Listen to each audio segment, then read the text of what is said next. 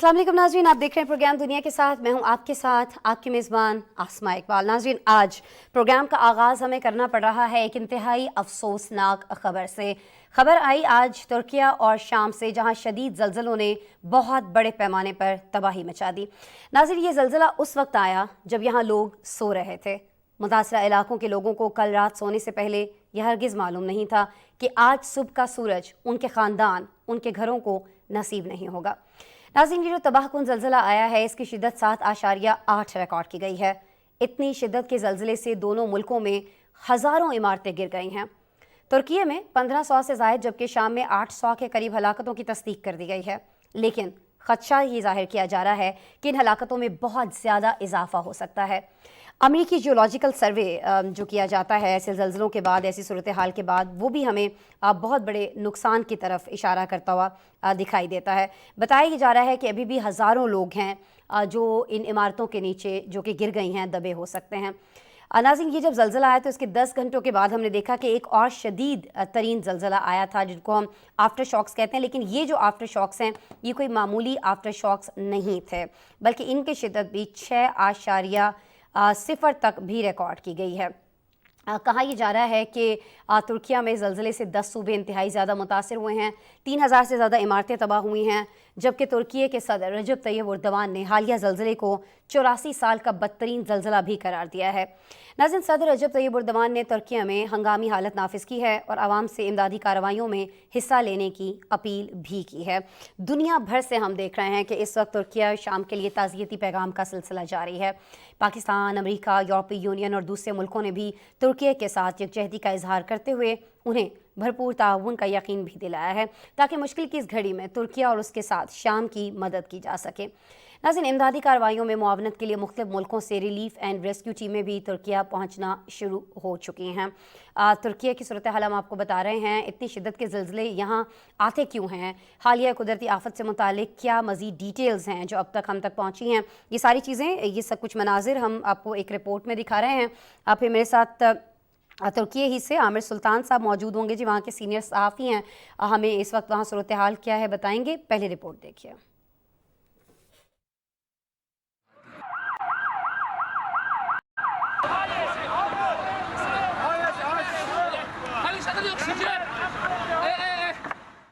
तुर्की और शाम में 7.8 शिद्दत के ज़लज़ले ने क़यामत ढा दी। खबर इस इदारे के मुताबिक तुर्की की जनूब और शाम के शुमाल में कई इलाकों में पीर की सुबह ज़लज़ले के शदीद झटके महसूस किए गए, जिसके सबब लोग खौफजदा होकर शदीद सर्दी में घरों से बाहर आ गए। ज़लज़ले के झटके 1 मिनट तक जारी रहे, जिसके नतीजे में सरहद के दोनों अतराफ कई इमारतें मुनहमिद हो गईं।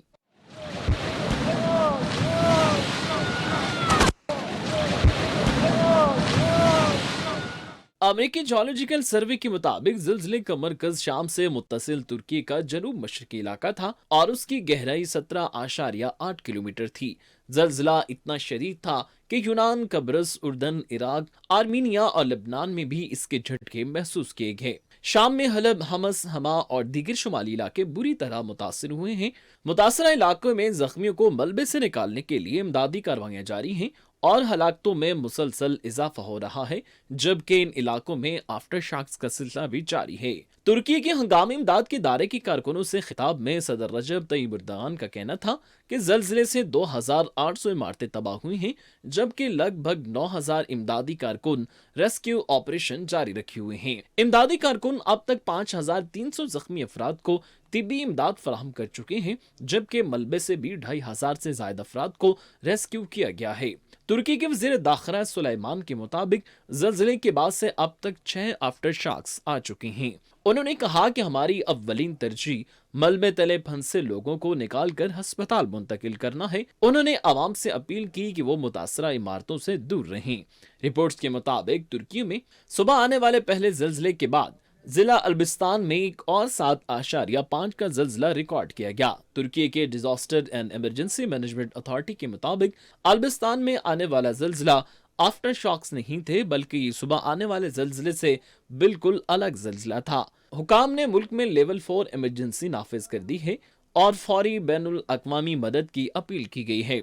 आलमी मीडिया रिपोर्ट्स के मुताबिक माजी में भी तुर्की में शदीद ज़लज़ले आते रहे हैं, लेकिन लंदन के इंपीरियल कॉलेज में ज़लज़लों पर तहकीक के शोबे के मुहक्किक स्टीफन हिक्स के मुताबिक तुर्की में आने वाला ज़लज़ला मुल्क की तारीख के शदीद तरीन ज़लज़लों में से एक है। इससे कबल दिसंबर 1939 में तुर्की के शुमाल मशरकी इलाकों में 7.8 शिद्दत का ज़लज़ला आया था। तुर्की में आने वाले इस ज़लज़ले के नतीजे में बड़े पैमाने पर तबाही हुई थी और 30,000 से ज्यादा अफराद हलाक हुए थे। माहिरीन के मुताबिक तुर्की में ज़लज़लों की बुनियादी वजह उसकी जोग्राफियाई लोकेशन है। इसके दो फॉल्ट लाइन्स तुर्की के मशरक से मगरिब और दूसरी फॉल्ट लाइन जनूबी मशरकी खित्ते में पाई जाती है।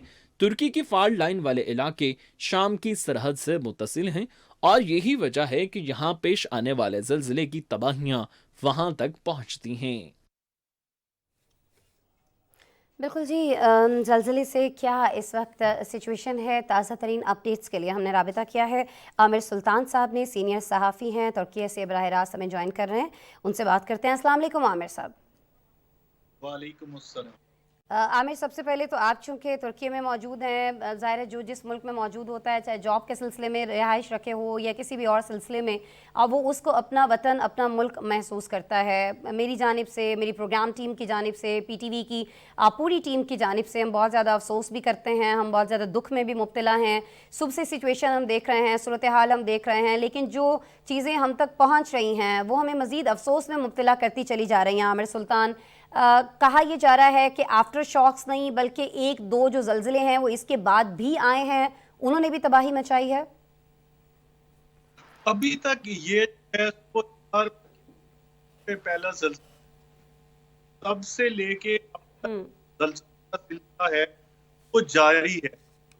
आफ्टर शॉक्स के बाद 6.7 आमिर, हम कोशिश करते हैं आपसे दोबारा बात कर सकें। आपकी आवाज़ बहुत ज़्यादा ब्रेक हो रही है। अगर आप कोशिश करें लोकेशन थोड़ी सी अगर आप अपनी तब्दील कर सकें जहाँ पर सिग्नल्स हों। ज़ाहिर है इस वक्त मवासलाती निज़ाम जो है नाज़रीन वो भी तुर्की के अंदर दरहम बरहम दिखाई देता है। बहुत सारे लोगों पर लोग एक दूसरे से रब्ता करने की कोशिश कर रहे हैं, नहीं कर पा रहे हैं। बहुत सारे जो टावर्स हैं मुख्तलिफ मोबाइल कंपनीज़ के वो भी हमें यहाँ पर गिरे हुए दिखाई दे रहे हैं, उस वजह से भी लोग रब्ता नहीं कर पाए हैं और पा रहे हैं।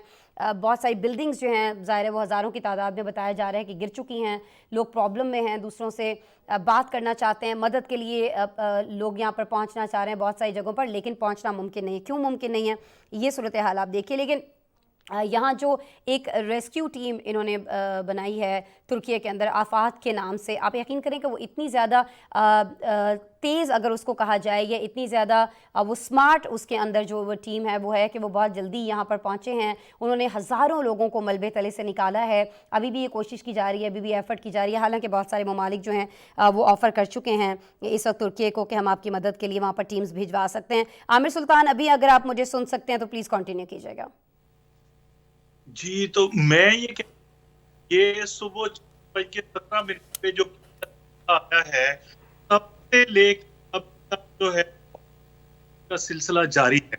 और जब हम आप की बात कर रहे हैं तो मैग्नीट्यूड जो है वो 6.7, 6.6 और लास्ट जो अभी डिस्कस किया वो 7.5। तो ये जो है अपनी नौयत में खुद एक ज़लज़ले है। तो अभी तक ये एक आफाती सिचुएशन यहाँ पे है और अभी तक ये जो ज़लज़ला है, आफ्टर शॉक्स है, सिचुएशन जो है वो कंटिन्यू है और स्टिल जो है अभी तक आफ्टर शॉक्स आ रहे हैं। और जब हम वही आफ्टर शॉक्स की बात कर रहे हैं तो after shocks of high magnitude like हम 6, 7, 6, 6.2, तो ये अभी तक एक ऑन गोइंग सिचुएशन है जो सबसे ज्यादा परेशानी की बायस है जो इमदादी कारकुन हैं उनके लिए या जो इमदादी टीमें हैं उनके लिए। तो ये गवर्नमेंट और जितने रेस्क्यू इदारे हैं वो रेस्क्यू करने की कोशिश कर रही हैं। फिर वेदर जो है वो बहुत बड़ा फैक्टर है। आपको पता है कि तुर्की में विंटर चल रहा है और दियार बाकर और दूसरे बहुत सारे जो इलाके हैं वहां पे बारी का सिलसिला जो है वो जारी है और अभी रात का टाइम हो चुका है। तो अभी जो है और ज्यादा मुश्किलात वो रेस्क्यूअर्स उनको पेश आ रही हैं। तो ये अभी स्टिल ऑन गोइंग सिचुएशन है, आफ्टर शॉक्स का सिलसिला जारी है। बारिश है वो जारी है, बर्फबारी जारी है, रेस्क्यूअर्स जो हैं वो टाइम के साथ और इन सारी जो मामलात हैं उनके साथ वो लड़के और लोगों को बचाने की कोशिश कर रहे हैं। तो अभी तक ये स्टिल एक इवॉल्विंग सिचुएशन है। ठीक है, लेकिन आमिर ये जो आफ्टर शॉक्स का सिलसिला जारी है, या यूं कह लीजिए कि जो नया ज़लज़ला और ज़लज़ले पे ज़लज़ला आता चला जा रहा है, उससे लोग बहुत ज़्यादा खौफ में भी मुब्तला हैं, और जो लोग जिनकी बिल्डिंग्स अगर बच गई हैं, जिनके घर अगर बच गए हैं, तो वो भी अपने आप को घरों के अंदर से ज़्यादा घरों के बाहर ज़्यादा महफूज फील कर रहे हैं। तो ऐसे लोगों के लिए क्या किया जा रहा है जो अपने घर बार छोड़कर इस वक्त सड़कों के ऊपर मौजूद हैं? क्योंकि ज़ाहिर है जितनी बड़ी आफत आई है, इसमें प्रेफरेंस तो यही होगी हुकूमत की भी, इंतज़ामिया की भी, इमदादी टीमों की, कि उन लोगों को रेस्क्यू किया जाए जो सब मलबे तले दबे हैं। नहीं, अभी तक जो है वो जैसे ये ज़लज़ला आया है तो इसका स्केल बहुत बड़ा है। 10 ज़्यादा प्रोविंसेस जो हैं वो इससे अफेक्ट हुए हैं, और 100 से ज्यादा जो बिल्डिंग हैं वो मुकम्मल तौर पर तबाह हो गई हैं। और जाहिर है कि आप स्केल का अंदाजा इस बात से लगा सकते हैं कि मलातिया एक शहर है, वहां पे 130 अमारात जो हैं वो मुकम्मल तौर पर मुनहदिम हो चुकी हैं। तो जाहिर है कि जो गवर्नमेंट की तरफ से हिदायत है वो यही है कि भाई जो लोग हैं जिनके घर जो है वो स्टिल अगर किसी सूरत में भी वो खड़े हैं तो वो भी आउटडोर है। और उसमें एक ये है कि ये जो इलाका है ये चूंकि अर्थक्वेक प्रोन है और यहाँ पे जो है वो इंतजामात पहले से किए गए हैं और वार्निंग्स होती हैं और लोगों को पता है कि यहाँ पे जलजले आते रहते हैं, और यहाँ पे अभी तक जो है वो कैंप्स वगैरह और उस तरह की वो फैसिलिटीज मौजूद हैं। तो तक जो मेन फोकस है, चूंकि वो डिजास्टर, आप अंदाजा कि अभी तक डिजास्टर का तयन ही नहीं हो सका है, क्योंकि स्टिल अभी जो है वो ऑनगोइंग सिचुएशन है और उसमें लोग जो हैं वो मलबे के तले दबे हैं, आवाजें आ रही हैं, रेस्क्यूअर जो हैं उसको बचाने की कोशिश कर रही हैं। फिर ये है कि ऊपर से जलजले पे जलजले, आफ्टर शॉक्स जो हैं अभी तक महसूस की। तो फिलहाल ये जो बाकी बातें हैं ये सानवी हैं कि भाई वो जो लोग बचे हैं वो कहाँ जाएंगे, क्या होगा। अभी तक जो टोटल गवर्नमेंट का या रेस्क्यूअर्स का वो कंसर्न है वो ये है कि ज्यादा लोगों को बचाया जा सके। ठीक है, अच्छा, और ये काम करने के लिए जाहिर है कि एक बहुत मंझी हुई और एक बहुत ही जिसे कहा जाए कि चुस्त टीम जो है वो दरकार है, जो फौरी ये सारा काम कर सके। मैं ये चाहूँगी, आप चूँकि तुर्की में मौजूद हैं तो हमारे देखने वालों को बताइएगा कि यहाँ जो इमदादी इदारे हैं उनके पास इतने लोग हैं कि वो इतनी बड़ी आफत से निमट सकें। फिर ये भी बताइएगा कि इस वक्त जो तुर्की के अस्पताल हैं वहाँ पर क्या सिचुएशन है। ज़ाहिर है बहुत सारे अस्पताल जो हैं वो भी ज़लज़ले की ज़द में आए होंगे, वो भी तबाह हुए होंगे। वहाँ क्या सिचुएशन बताई जा रही है, इतने लोगों को, इतने ज़ख्मियों को वहाँ पर ट्रीटमेंट देने के लिए मामलात हैं, सहूलियात हैं इस वक्त? आमिर, अभी तक जो है मैंने जैसे आपको पहले बताया कि इस ज़लज़ले से 10 अजला जो हैं अफेक्ट हुए हैं, और तुर्की अफाद है वो ये कह रहे हैं कि 10,000 वर्कर्स जो हैं वो इस वक्त काम कर रहे हैं। तो आप खुद समझ सकते हैं कि ये नाकाफी है। इसीलिए तुर्की ने दूसरे ममालिक को जो है वो इमदाद के लिए रिक्वेस्ट की है कि ममालिक के जो रेस्क्यू वर्कर्स हैं वो आए, और EU, पाकिस्तान या और यूके से ऑलरेडी जो है वो रेस्क्यू टीमें जो हैं वो तुर्की के लिए रवाना हो चुकी हैं।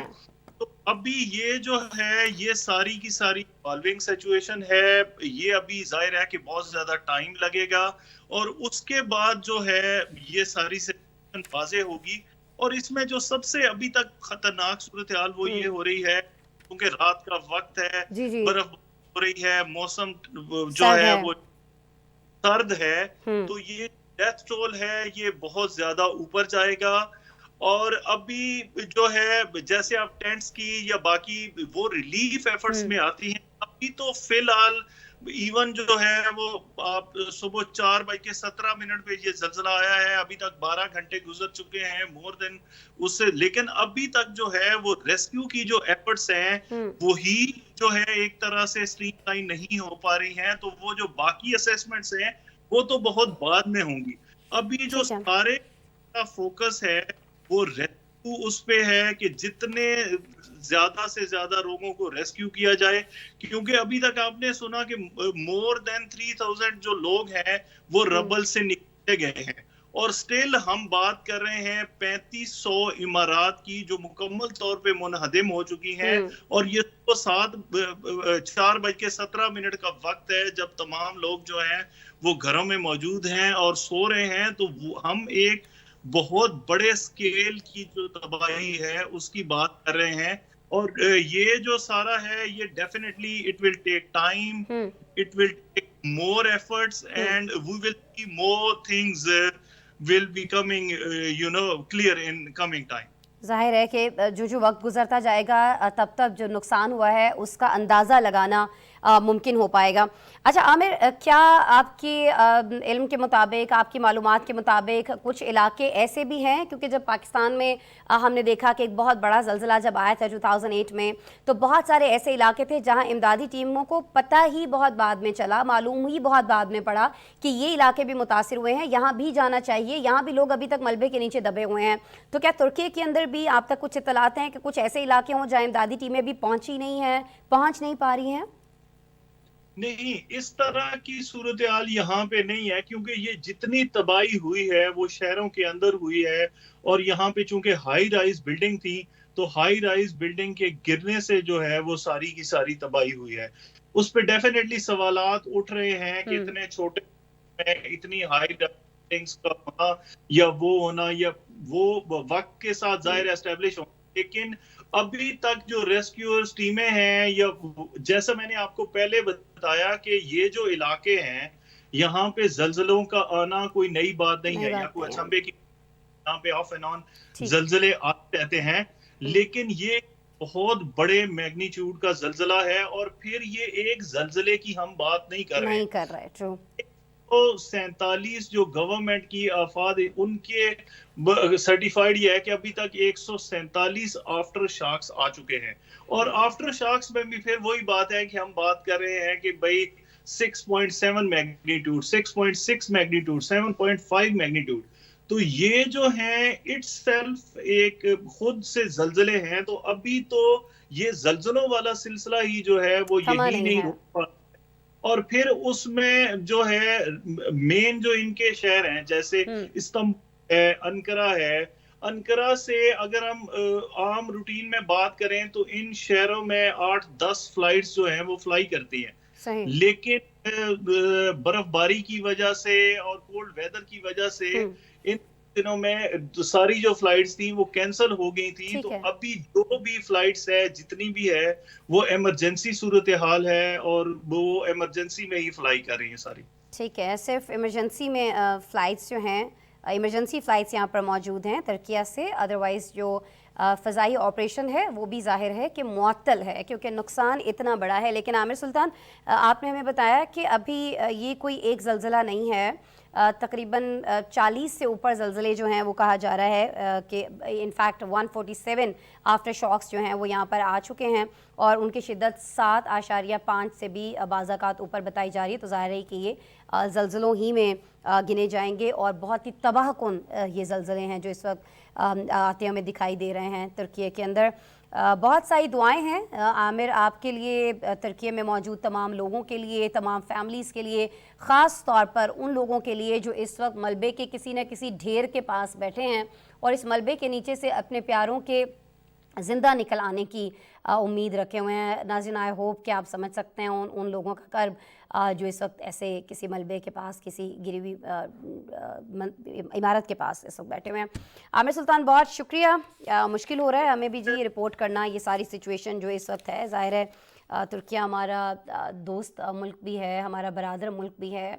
कोई दोस्त मुल्क ना भी हो, बरादर मुल्क ना भी हो, तो जब इस तरह का इंसानी अलमिया होता है तो उसका दुख हर जगह महसूस किया जाता है। और तुर्किया तो फिर वो मुल्क है जिसने हमेशा हमारी मदद की है, हर मुश्किल घड़ी में हमारे काम आए हैं। उनके जो सदर हैं रजब तैयब एर्दोगान, वो भी बहुत ज़्यादा पाकिस्तानियों का एहसास करते हैं। तो ऐसे में جب اس طرح کے ملک میں کوئی اس طرح کی کہا جائے کہ ایک سانحہ ہوتا ہے تو اس کا درد ہر پاکستانی محسوس کرتا ہے. وزیر اعظم پاکستان میاں محمد شہباز شریف کی جانب سے بھی افسوس کا اظہار کیا گیا ہے, دکھ کا اظہار کیا گیا ہے. صرف یہی نہیں بلکہ ان کی جانب سے جو مدد پاکستانی کر سکتے ہیں, ہر پاکستانی انفیکٹ کر سکتا ہے, اس کی بھی آفر کی گئی ہے ترکی کو. اس پہ شکریہ بھی ادا کیا گیا ہے ترک صدر رجب طیب ایردوان کی جانب سے. لیکن یقین کریں کہ بہت مشکل گھڑی ہے ایسے لوگوں کے لیے جن کے گھر محفوظ رہ گئے ہیں, وہ بھی اپنے گھروں کے اندر خود کو محفوظ نہیں سمجھ رہے ہیں اور کرب میں ہیں وہ لوگ جن کے پیارے جو ہیں اسد ملبے تلے ہیں. بہت سارے ننھے بچے ہیں اس میں, بہت ساری مائیں ہیں, بہت سارے بچے ہیں, بیٹے ہیں, بھائی ہیں, بہت ساری جانیں ہیں جن کو اس وقت ہماری بہت زیادہ دعاؤں کی ضرورت ہے. امدادی کارروائیاں تو خیر وہاں پر کی جا رہی ہیں, ہم نے بھی آفر کیا ہے, دیگر ممالک کی ٹیمز بھی وہاں پر پہنچ رہی ہیں. اس پر ہم نظر رکھے ہوئے ہیں, آپ کو آگاہ کرتے رہیں گے. پی ٹی وی کی اسکرین آپ کو مسلسل اپڈیٹڈ رکھے گی کیونکہ ابھی بھی وہاں پر زلزلے آنے کا جو سلسلہ ہے وہ جاری ہے. شام میں بھی بڑی تباہی ہوئی ہے, اس سے بھی ہم نے آپ کو آگاہ کیا ہے, آگے بھی آگاہ کرتے رہیں گے. ابھی ہم بات کرنے جا رہے ہیں جی پروگرام میں امریکہ اور چین کی, جن کے بہتر ہوتے تعلقات جو ہیں ان کے درمیان اچانک سے ہمیں ایک بیلون آتا دکھائی دیا. یہ جو بیلون ہے, یہ جو سفید غبارہ ہے, اس کی کہانی ہم آج آپ کو بتانے جا رہے ہیں, جسے امریکہ کی حدود کے اندر ناظرین دیکھا گیا ہے. کہا یہ جا رہا ہے کہ امریکی حکام جو ہیں انہوں نے چند دن قبل حساس مقامات سے گزرنے والے اس بیلون پر چینی جاسوس ہونے کا الزام لگایا ہے. امریکی صدر فوراً اسے مار گرانا چاہتے تھے, لیکن زمین پر اس کے ملبے سے ہونے والے نقصانات کے پیش نظر اس کا انتظار کیا گیا اور یہ جو بیلون ہے جیسے ہی سمندر کے اوپر پہنچا تو اسے مار گرایا گیا. ناظرین, گزشتہ روز کئی ماہ کی تلخیوں کے بعد ہم نے دیکھا کہ پہلی بار امریکی وزیر خارجہ چین کے اہم دورے پر جانے والے تھے, لیکن اس غبارے کی وجہ سے امریکہ کا وہ جو دورہ تھا انہیں کینسل کرنا پڑا. دوسری جانب چین کا اس سارے معاملے پر کہنا یہ ہے کہ یہ غبارہ ایک موسمیاتی تحقیقی غبارہ تھا جو کہ ہوا کی وجہ سے غلطی سے امریکی فضائی حدود میں داخل ہوا تھا. بیجنگ نے الزام لگایا ہے کہ امریکی سیاستدان اور میڈیا چین کو بدنام کرنے کے لیے صورتحال کا فائدہ اٹھانا چاہتے ہیں. ناظرین, چین نے یہاں یہ شکایت بھی کی ہے کہ امریکہ کے اقدامات سے دونوں ممالک کے تعلقات کو مستحکم کرنے کے لیے جو کوششیں کی جا رہی ہیں, جو ایفرٹس کی جا رہی ہیں, اس طرح کی چیزوں سے انہیں شدید نقصان پہنچا ہے. گزشتہ سال نومبر میں ناظرین آپ کو یاد ہوگا کہ چینی اور امریکی صدور کی بالی میں ملاقات ہوئی تھی اور دونوں رہنماؤں نے آگے بڑھنے کے لیے بات چیت اور تعاون کا عمل جاری رکھنے کے عزم کا اعادہ کیا تھا. اس معاملے میں اہم پیشرفت بھی ہو رہی تھی, ملاقاتیں بھی ہو رہی تھیں کچھ اور اہم شخصیات کی, لیکن اس غبارے کے واقعے نے دوبارہ دونوں ممالک کے درمیان سرد مہری پیدا کر دی ہے. دونوں ملکوں کا اس واقعے پر موقف کیا ہے, کچھ تو میں نے آپ کو بتایا, کچھ چیزیں ہم نے رپورٹ کے اندر شامل کی ہیں, خاص طور پر اس غبارے کے حوالے سے کہ کس لیے تھا, کس تحقیق کے لیے چائنا نے اس کو ہوا میں فضا میں چھوڑا تھا اور کیسے پھر ہوا کے غلط رخ کی وجہ سے یہ امریکی حدود کے اندر چلا گیا. وہ ساری پھر اس کے بعد جو صورتحال پیدا ہوئی رپورٹ میں دیکھیں.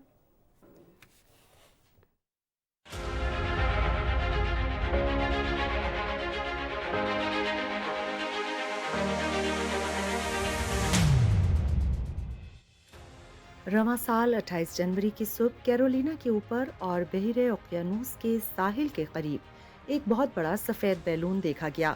امریکی حکام کے مطابق یہ سفید غبارہ مبینہ طور پر چین کا جاسوسی غبارہ تھا جسے امریکی صدر فوراً تباہ کرنا چاہتے تھے, لیکن پھر اس کے ملبے سے زمین پر پہنچنے والے نقصان کے پیش نظر اس منصوبے کو روک دیا گیا تھا.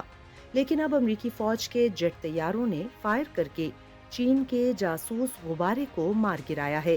اس غبارے کا ملبہ 47 فٹ نیچے پانی کی گہرائی میں گرا اور تقریباً 7 میل تک سمندر میں پھیل گیا.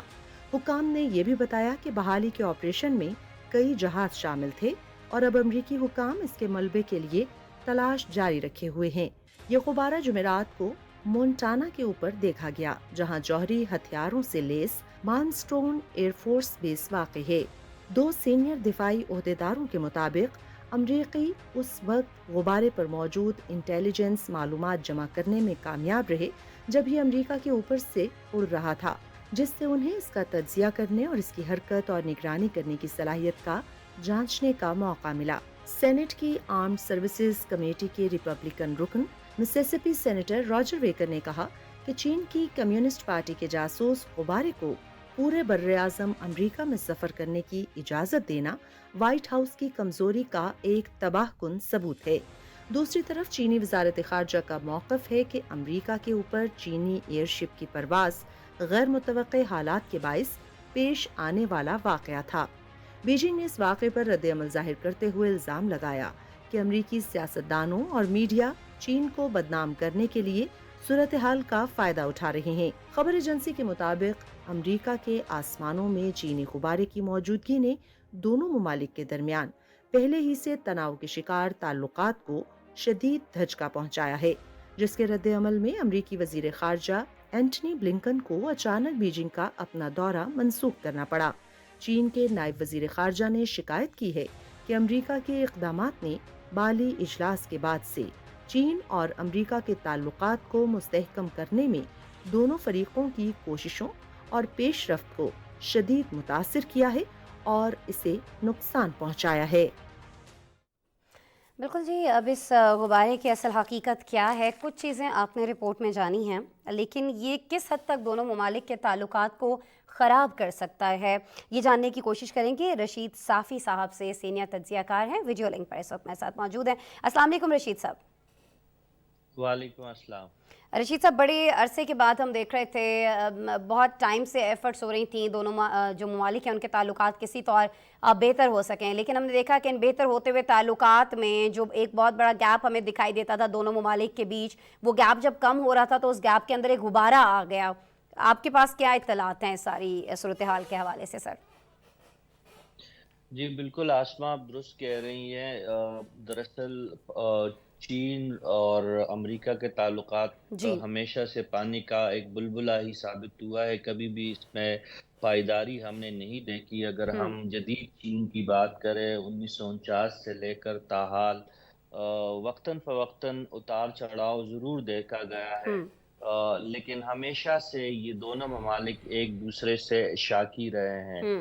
اور آپ نے بالی میں صدر شی جی پنگ اور جو بائیڈن کی ملاقات کا جو تذکرہ کیا، اس سے واقعی دنیا کو امید ہو چلی تھی کہ جی دور جدید میں شاید ان دو بڑی قوتوں کے درمیان مخاصمت میں کمی ہو، لیکن ایسا نہیں ہوا۔ اور یہ جو مونٹانا ریاست کے اوپر آخری دفعہ جب اس غبارے کا جس کا آپ تذکرہ کر رہی ہیں، جو امریکہ کی نظر میں ایک جاسوس غبارہ تھا، اور چین جو ہے اس کو معمول کا ایک غبارہ اور موسمیاتی ریسرچ کے لیے استعمال ہونے والے غبارے سے تعبیر کر رہے، لیکن بہرحال وجہ چاہے کچھ بھی ہو، اس غبارے کی جاسوسی کی صلاحیتیں چاہے جیسے بھی ہو، امریکہ نے اس معاملے کو انتہائی سنجیدہ لیا ہے۔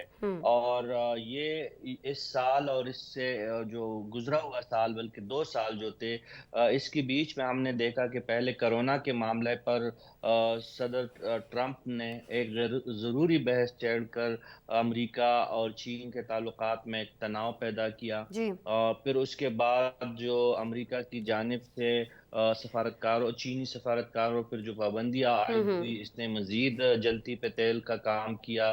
پھر چین نے جو جواباً کچھ امریکی جرنلسٹوں کو بے دخل کیا، تو اس سے مزید امریکہ ناراض ہوا۔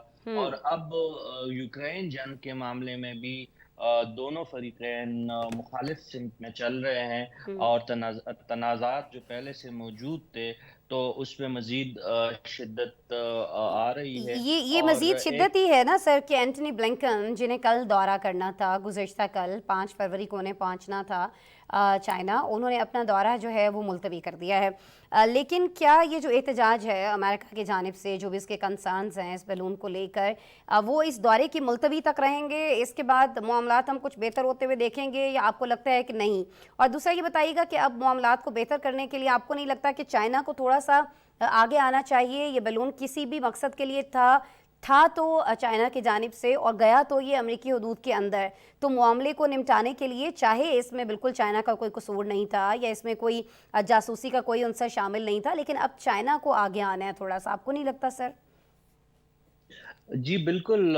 اس پہ ایک میں جو ریسنٹ کانفلکٹس میں ایک جی بات سر، مینشن کرنا بھول گیا، جی پلیز، وہ تائیوان میں نینسی پیلوسی کا جو دورہ تھا، تھا اس سے چین کی غصے اور چین کی ڈپلومیسی میں انتہائی تیزی اور تناؤ ہم نے جی دیکھا جی تھا۔ اور یہ جو اب غبارے کا جو معاملہ ہے، دیکھیں چین کے پاس اس سے مزید جدید ٹیکنالوجی موجود ہے جس سے سرویلنس کی جا سکتی ہے، جس سے جاسوسی کی جا سکتی ہے، لیکن ایک تھیوری یہ بھی ہے، اور یہ امریکن کئی تھنک ٹینکس کی جانب سے یہ تھیوری بیان کی جا رہی ہے کہ یہ دراصل چین کی طرف سے امریکہ کو ایک اشارہ تھا۔ یہ غبارہ بھجوانا دراصل ایک سوچی سمجھی سوچ کے تحت امریکی حدود میں داخل کیا گیا تھا، اور یہ امریکہ کو یہ باور کروانا تھا، یہ سگنل دینا تھا کہ اگر ماضی قریب میں چین کے ساتھ تعلقات کو معمول پہ نہیں لایا جائے گا تو چین پھر امریکہ کے حدود میں داخل ہو سکتا ہے۔ آپ جانتی ہیں کہ اس غبارے نے بہت بڑا سفر طے کیا تھا، ریاست ہوائی کے کئی حساس علاقے جس میں آپ جانتی ہیں کہ پرل ہاربر بھی ہوائی میں واقع ہے، وہی سے اسی تنازع کے نتیجے میں امریکہ نے جاپان کے ہیروشیما ناگاساکی پہ ایٹمی حملہ کیا تھا، تو انہی حدود سے ہوتا ہوا یہ ریاست مانٹانا کے اوپر یہ غبارہ پہنچا تھا جس نے بہت بڑا سفر طے کیا تھا۔ تو جو میں کہنا چاہ رہا تھا، ایک تھیوری یہ ہے کہ چین جسٹ یہ باور کروانا، سگنل دینا چاہ رہا تھا امریکہ، اور اس امریکہ کو، اور ایک کتاب کا جس کا بہت تذکرہ ہے آج کل امریکی اور مغربی میڈیا میں، دا نیکسٹ گریٹ وار کے نام سے یہ کتاب آئی ہے، جس میں ان خدشات کو ایک ڈاکومنٹڈ انداز میں پیش کیا گیا ہے کہ آنے والے وقتوں میں امریکہ اور چین کے درمیان جو سرد جنگ چل رہی ہے، جو خاموش جنگ چل رہی ہے، اس میں چنگاریاں بڑک اٹھ سکتی ہے۔ گرچہ کئی تجزیہ کار اور دفاعی امور کو سمجھنے والے ذہن جو ہیں وہ اس بات کی بھی نشاندہی کر رہے ہیں کہ شاید امریکہ اور چین کے درمیان ہتھیاریں اٹھا کے ایک دوسرے کے خلاف حملے نہ ہوں، لیکن جس طرح آپ نے دیکھا کہ ہوائی کمپنی کا جو ایک مسئلہ ہوا تھا، پھر ان کی طرف سے قانونی جنگ اب بھی امریکہ میں لڑی جا رہی ہے، پھر جو جواباً چین نے چپ ٹیکنالوجی کی سپلائی امریکہ کو بند کر دی، تو ایپل جیسی بڑی امریکی کمپنیز کو بھارت جیسے ممالک میں پناہ لینی پڑی۔ تو یہ تمام چیزیں اس کتاب میں اس کی جانب نشاندہی ہے جس خدشات کا آپ اظہار کر رہی ہے کہ آنے والے دنوں میں مغربی مفکرین بھی اس بات پہ متفق ہے کہ امریکہ اور چین کے درمیان تعلقات میں کمی یا اس میں معمول پہ آنے کی امکانات کم ہے، اور کانفلکٹ اور تنازعات بڑھنے کے خدشات زیادہ ہے۔ خدشات زیادہ ہیں، اور ظاہر ہے صافی دنیا صاحب بھر کہ کے اگر لیے یہ تنازعات، اگر یہ کانفلکٹ بڑھ جاتا ہے تو یہ کسی کے مفاد میں نہیں ہے۔ امریکہ اور چائنا کے لیے تو ظاہر ہے نہیں ہے، ان کے تجارتی مفادات کو دیکھ لیں اور معاملات کو دیکھ لیں، لیکن یہ باقی دنیا کے لیے بھی بہت زیادہ ایک کنسرن کی بات ہے، اور ایسا ہونا نہیں چاہیے ہے، لیکن کوئی نہ کوئی اس کی وجہ بن ہی جاتی ہے۔ چاہے وہ تائیوان کا دورہ ہم دیکھ لیں جب کیا جاتا ہے نینسی کی جانب سے، اور کہا جاتا ہے کہ اس میں کوئی ون چائنا پالیسی سے امریکہ ہٹ نہیں رہا ہے، لیکن اس پر اعتراضات چائنا کو تھے، اور اب اس بیلون کو لے کر اعتراضات ہمیں امریکہ کے ہوتے ہوئے دکھائی دیتے ہیں۔ بہرحال بہت شکریہ رشید صافی صاحب، آپ موجود تھے، اپنا تجزیہ سر آپ شیئر کر رہے تھے میرے پروگرام کے لیے۔ اچھا جی، اب پروگرام میں ہم بات کرنے جا رہے ہیں کچھ اوورسیز پاکستانیز کی، اور اس بات میں کوئی دو رائے، کوئی شک نہیں ہے، کسی کو شبہ ہونا بھی نہیں چاہیے ہے کہ جو بیرون ملک مقیم پاکستانی ہیں وہ ہماری سرزمین کے لیے تو سرمایہ ہیں ہی ہیں، لیکن ان کی جو خدمات ہیں ان کا اعتراف سمندر پار ممالک میں بھی کیا جا رہا ہے۔ ایسی ایک پاکستانی سے آج ہم آپ کی ملاقات کرانے جا رہے ہیں جو کہ کینیڈا میں مقیم ہے اور مشکل میں گھرے انسانوں کی خدمت میں بہت پیش رہتے ہیں۔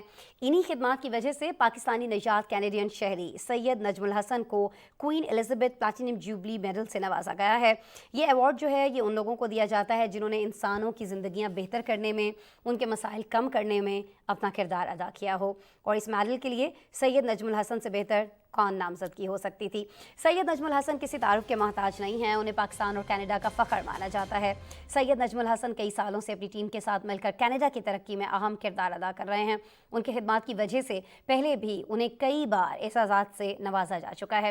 آج ہمارے ساتھ نجم الحسن صاحب خود موجود ہوں گے، ہم کرائیں گے ان کی آپ سے ملاقات خود بھی ملاقات کریں گے. بہت سارے سوالات ہیں جو ہمیں ان سے پوچھنے ہیں, لیکن پہلے ان کی شخصیت کے حوالے سے اور خاص طور پر بیرون ملک رہتے ہوئے جس طرح سے انہوں نے پاکستان کی خدمت کی ہے اور بہت سارے اعزازات اپنے نام کیے ہیں, اس پر آپ کو ایک رپورٹ دکھا رہے ہیں, پھر ان سے آپ کی ملاقات کرائیں گے.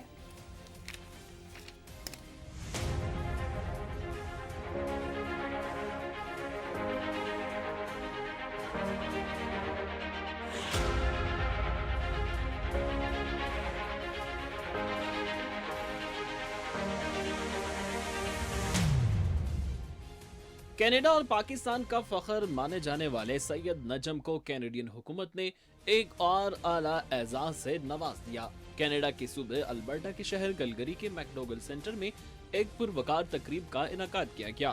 تقریب کے دوران جب سید نجم حسن آئے تو ان کا بھرپور استقبال کیا گیا اور حال تالیوں سے گونج اٹھا.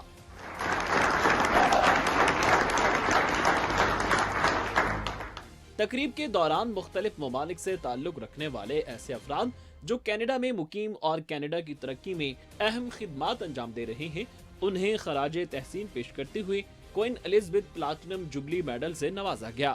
ایوارڈ وصول کرتے ہوئے سید نجم نے انتہائی خوشی کا اظہار کیا. اس موقع پر گفتگو کرتے ہوئے انہوں نے کہا کہ وہ اور ان کی ٹیم کینیڈا اور یہاں کے لوگوں کے لیے اپنی خدمات سر انجام دیتے رہیں گے اور کینیڈا میں آنے والے نئے لوگوں کے لیے مزید اقدامات کریں گے.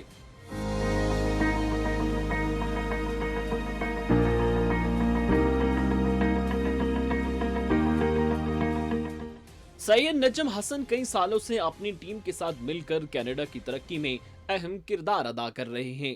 ان خدمات میں مختلف زبانوں میں کتابوں کی رسائی, ضرورت مند لوگوں میں کھانے اور گرم کپڑوں کی تقسیم, کورونا وبا کے دوران گھروں کے اندر محدود ہو جانے والے 3000 سے زائد افراد کی دہلیز پر کھانا پہنچانا اور دیگر خدمات شامل ہیں.